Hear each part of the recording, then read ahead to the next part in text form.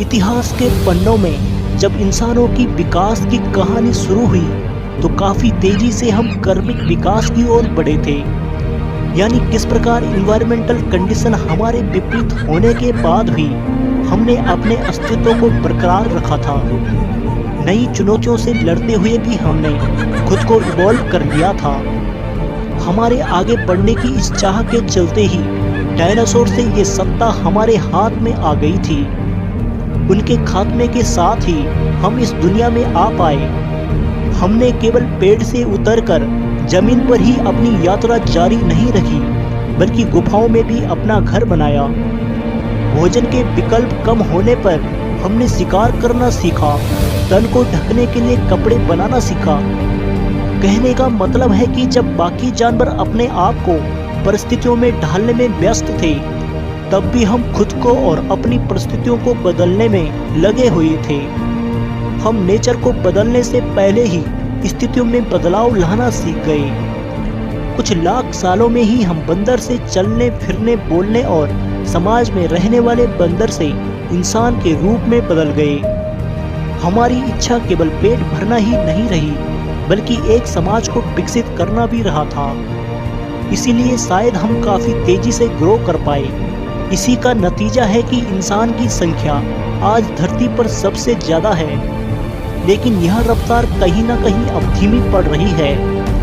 ऐसा लगता है कि इंसानों में एवोल्यूशन अब धीमा पड़ गया है, या तो पूरी तरह से बंद हो गया है।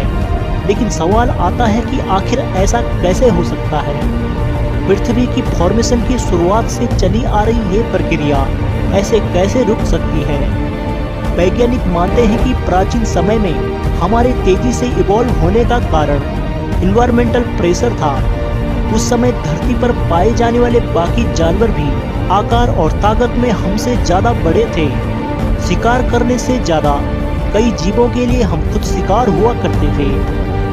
ताकत के दम पर वो बड़ी आसानी से हमें पकड़कर अपना भोजन बना सकते थे। ऐसे में इस स्थिति से बाहर आने का एक ही रास्ता था, और वो था हथियारों का आविष्कार।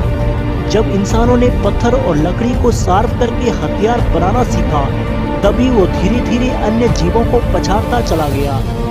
निचले स्तर से वो खुद को फूड चेन के सबसे टॉप पर लेकर आया। आज वैज्ञानिकों को जो इंसान के पुराने ढांचे और शरीर के कंकाल मिलते हैं, वो बुरी तरह से टूटे हुए होते हैं।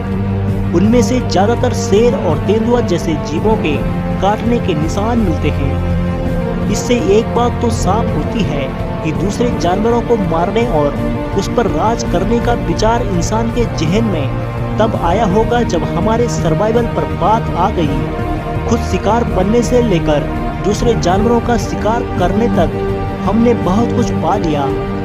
अब हम जंगल पर आसानी से राज कर सकते थे, लेकिन हम जंगल में नहीं रहना चाहते थे। हमारी दौड़ काफी लंबी थी और आज हम दुनिया पर राज कर रहे हैं।